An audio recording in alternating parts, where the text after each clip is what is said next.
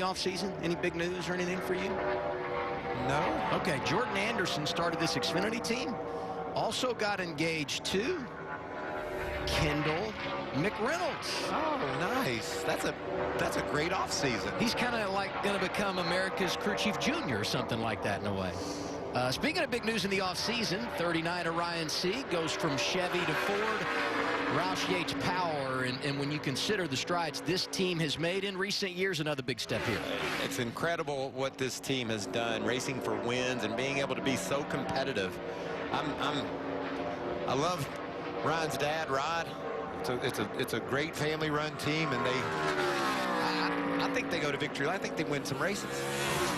I hope so, because he's been close so many times. In fact, I'll never forget first race I ever worked with Regan. He was up in the booth with us at Iowa. It was a nutty night. Green flag pit stops. Everything was a mess because the caution came out right in the middle of the cycle, and it opened the door for Sieg, who finished second and almost got the win that night. Would have been so cool to be a part of. Well, you remember last spring at Vegas, he was the fastest car on the track. I think he wound up finishing third, but he had a car that could win that race. And you know, that was early in the 2020 season, and it just makes your heart smile when you know how hard and how much of a struggle it is for these independent teams to come up with the equipment to go race for wins, and the job that Ryan had to do in order to get that job done.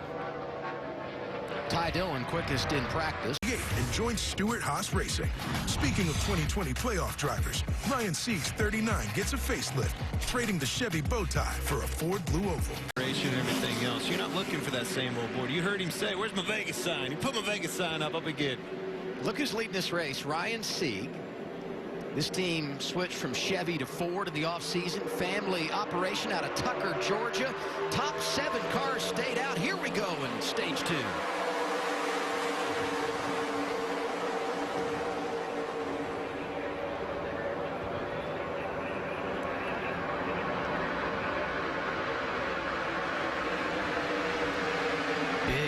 Second line there, second and third. And look at the inside line, how tight those first 5 or 6 cars are. Definitely accordion on the inside.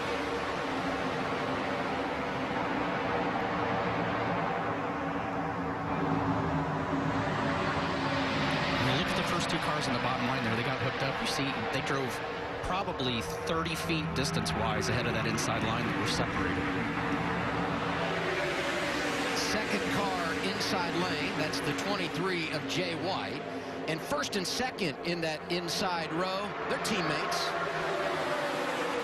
And speaking of the 23, watch this shot on the restart.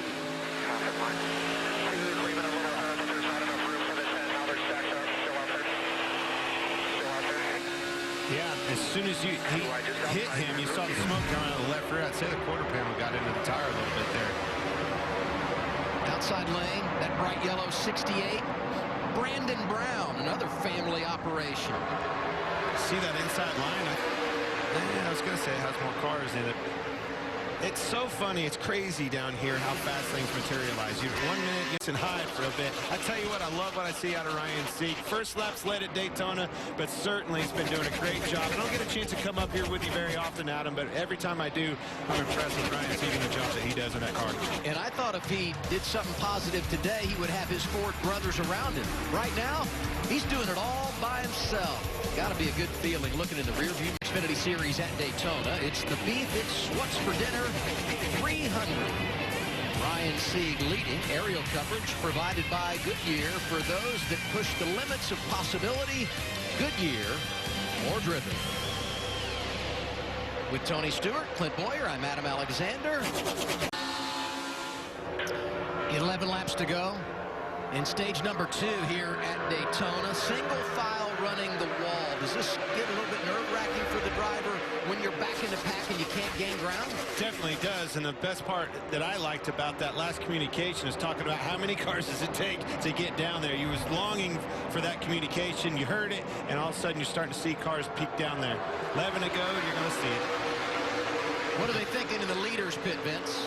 Well, if there's anybody that's happy that they're all single file, it's the 39 camp of Ryan Sieg. He has not been challenged since he's gotten out front as they've remained single file, and they're just counting them down until they get to the end of this stage. Sieg likes the way his car is handling. Of course, it always handles a little better when it's out front. Hey, and you talked for the success of this little family-owned team. Remember, they're coming off a career year. Finished 10th in points, career high number of top fives, career high number of laps led. Second at Talladega.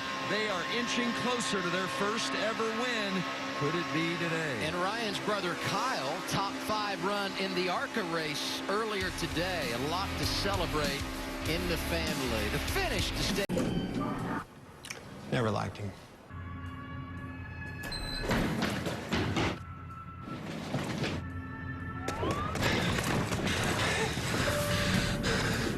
Hey, look at you. Still trying to catch me. Buddy, I ain't got time for this. You're gonna make me late. Ryan Sieg continues to lead at Daytona. Justin Haley behind him. Then it's Brandon Brown, Myatt Snyder, Brett Moffitt, the top 5. We're coming to 5 laps to go in the stage. I want to know when things are going to get aggressive, because at the end of stage 1, we had a photo finish. And we've seen a couple guys during the break here. We were just talking. Shoot down low right here, and those guys go all the way to the outside. And evidently, there's some oil that's coming off. I don't know if it's Sieg or there's only one in front of him, buddy. Right. I mean, I don't know when this happened. You gotta put 2 and 2 together and anticipate perhaps it's something Sieg's got going on. That visual difficult for a driver. You can actually see it on Brown's windshield too. Both of those cars look pretty bad. But you know, I was trying to look at the back of Sieg's car, and it did, usually when you're leaking oil, it'll collect debris as well on there, and you can see that it's really dirty. It didn't necessarily look that way. Look at Brett Moffitt pull out and actually get a good run there. Yeah, and pulling Ty Dillon, everybody with him right here. This is the action we were waiting to see, Adam.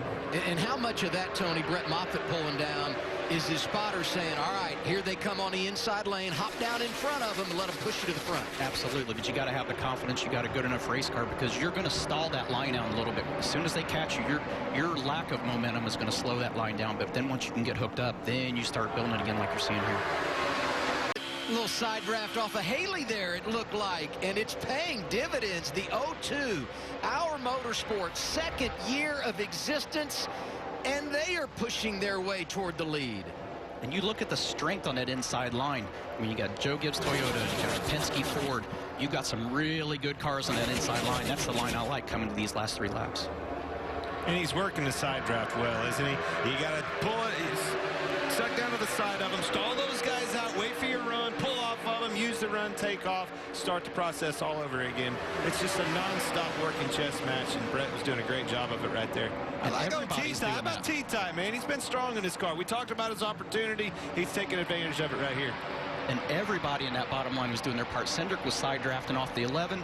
I mean, you got a lot of guys that are doing their part of stalling that outside line to where they can get a run on the inside. Regan? Well, impressive what the 0-2 of Brett Moffitt has been doing up front. Let's also remember that team up. The Camping World Truck Series, and I mentioned earlier running full-time in both series this year, truck and Xfinity. I think you undersold that. He didn't just break both legs. They were his feet. Got a report, the 54 of Ty Dillon, 22 of Austin Cindric, took 2 tires only, and Ryan Sieg, who had never led laps at Daytona until today, 23 laps out front in the 2nd stage, has got big problems. Yeah, we were talking about that earlier, the oil on the cars behind them. Sure enough, definitely. You're keeping the thing idling, right, with your throttle and your toes, and then the other one's on the clutch pedal. This car's overheating right here with Ryan Sieg. But in other words, what he was doing right there was letting the wheels slip a little bit. I guarantee you he had. He was right around it, but that Chevrolet looks pretty clean. Ryan Sieg with a little bit of damage. Ooh, a lot of damage.